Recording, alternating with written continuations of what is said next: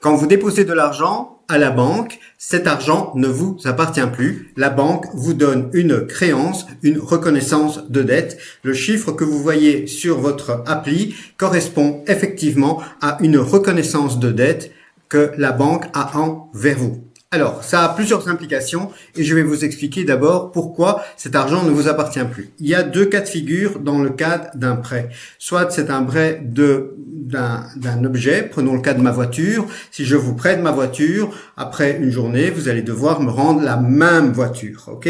La même voiture. Si maintenant je vous prête 2 litres d'essence pour pouvoir faire votre gazon, vous allez utiliser cette essence, c'est un consommable. Si je vous prête du sel, vous allez utiliser le sel et vous allez me rendre du sel, vous allez me rendre 2 litres d'essence. Mais ça ne sera pas le même sel et ça ne sera pas le même le même pétrole, la même essence. Alors, pour l'argent, pour la monnaie, c'est exactement la même chose, c'est un consommable. Ça veut dire qu'il y a un transfert, dans le premier cas, au niveau de la voiture, il n'y a pas de transfert de propriété. Je reste propriétaire de ma voiture, ok? Si je vous passe 1 kilo de sel, sur ce sel-là, vous devenez propriétaire et vous avez une dette envers moi. Vous avez une dette envers moi d'1 kilo de sel. Prenons maintenant un autre cas de figure. Je vous passe 2 litres de carburant. Vous allez utiliser ce carburant et vous allez me remettre 2 litres de carburant pour mon gazon, par exemple, etc. Donc, vous avez dans le cadre des produits consommables et la monnaie, c'est exactement la même chose. Je donne 10 000 euros à la banque pour les mettre sur mon compte bancaire. Au moment où je dépose les 10 000 euros, vous allez d'abord avoir plein de questions parce qu'aujourd'hui on ne peut même plus déposer 10 000 euros. Mais imaginons que vous déposez, on va dire 1 000 euros sur votre compte bancaire. À ce moment-là, la banque, c'est un consommable. La banque, il y a transfert de propriété. Tout comme il y a transfert de propriété avec le sel, tout comme il y a transfert de propriété avec l'essence, avec le carburant. Donc, la banque devient réellement propriétaire des 1000 ou 10 000 euros que vous lui mettez. Et elle a une obligation envers vous, c'est-à-dire une créance, elle a une dette envers vous. Et ce que vous voyez sur votre appli, quand il est marqué 10 000 euros sur votre compte bancaire, ce n'est pas 10 000 euros, c'est des unités de compte.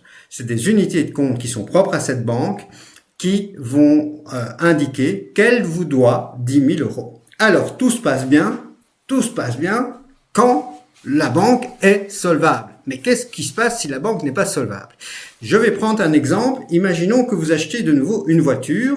Vous avez une voiture à 30 000 euros que vous allez acheter et vous déposez un chèque de garantie de 10 000 euros. Une SARL, une EURL, quel que soit le pays dans lequel vous regardez cette vidéo.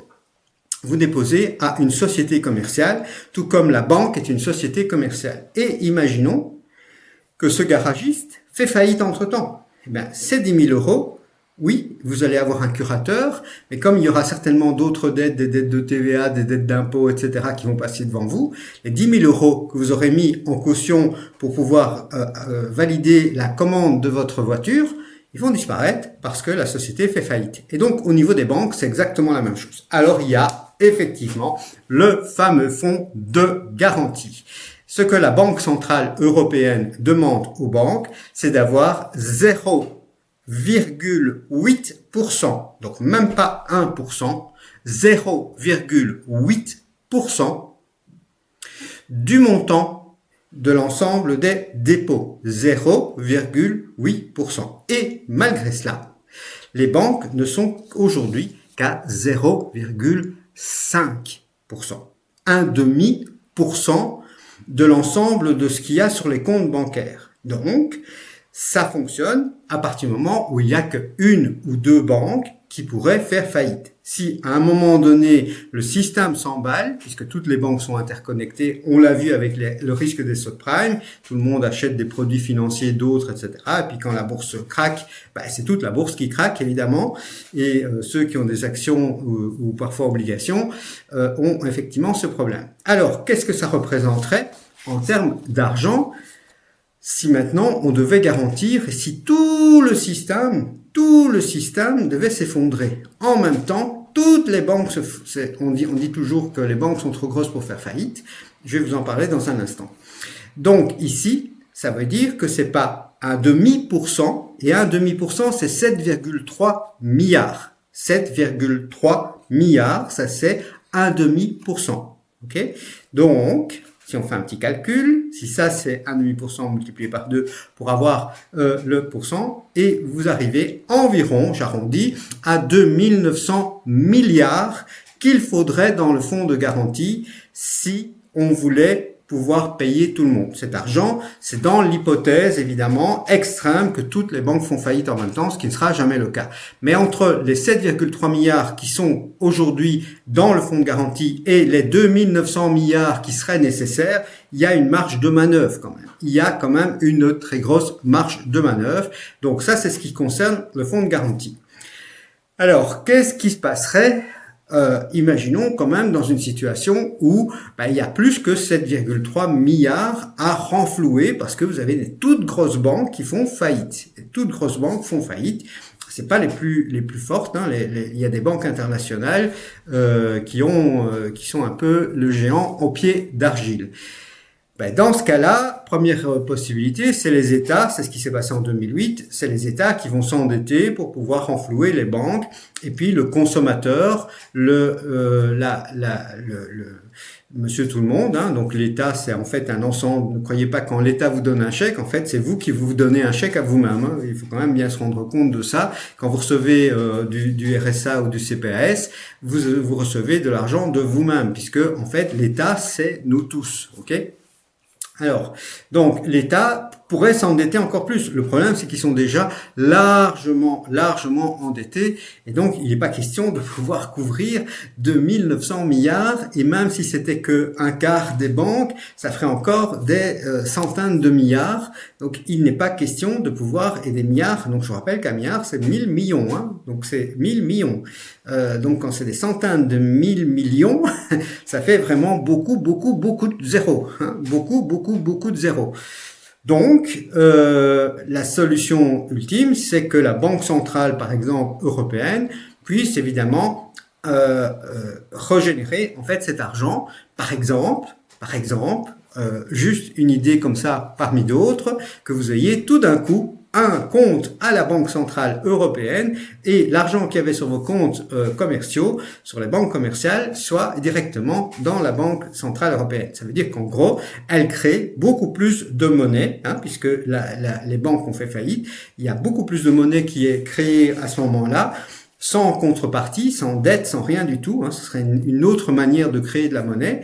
Et qu'est-ce qui se passe quand on crée beaucoup de monnaie et qu'il n'y a pas plus de croissance en face? Vous avez effectivement l'inflation. C'est ce qui s'est passé en 2008. Ils ont commencé à produire plein de monnaie. Des milliers de milliards ont été injectés dans le système économique. Et effectivement, quelques années après, on a vu ce qui s'est passé, c'est-à-dire qu'il y a d'abord eu une inflation sur les marchés d'actions, il y a eu de l'inflation sur l'immobilier, et puis petit à petit, ça s'est propagé aussi à peu près tous nos produits de consommation. Voilà, donc la conclusion, c'est que l'argent que vous mettez à la banque n'est plus votre argent. L'argent que vous mettez à la banque n'est plus votre argent, la banque a une dette envers vous. Cette dette est une dette qui est émise par une société commerciale et donc une société qui peut potentiellement faire faillite. Ok ? Il y a un fonds de garantie, jusque 100 000 euros par contre, etc. Il y a des règles là-dessus.